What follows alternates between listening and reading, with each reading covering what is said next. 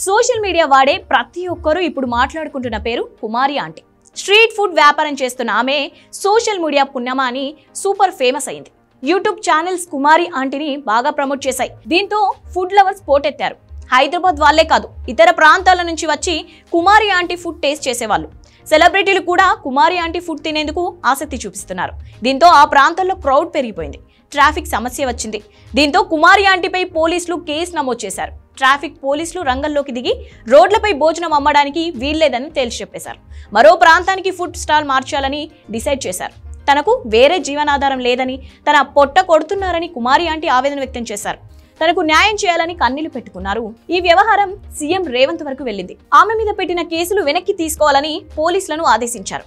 ఇక అదే ప్రాంతంలో ఫుడ్ స్టాల్ పెట్టుకునేందుకు అనుమతులు జారీ చేయాలని సూచించడంతో పాటు ఒకరోజు కుమారి ఆంటీ ఫుడ్ స్టాల్ కు వచ్చి భోజనం కూడా చేస్తానని అన్నారు. అయితే తనకు ఇంత మేలు చేసిన రేవంత్ కు ధన్యవాదాలు తెలుపుకునేందుకు కుమారి ఆంటీ సిద్ధమయ్యారు. తమ బతుకులు రోడ్డున పడకుండా కాపాడిన రేవంత్ కు మంచి గిఫ్ట్ ఇస్తానని అంటున్నారు.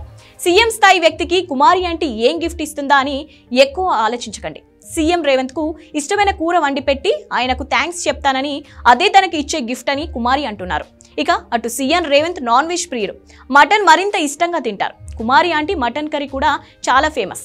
ఇదే కూరను రేవంత్ కు కుమారి ఆంటీ వండి పెట్టాలంటూ సోషల్ మీడియాలో డిస్కషన్ మొదలైంది.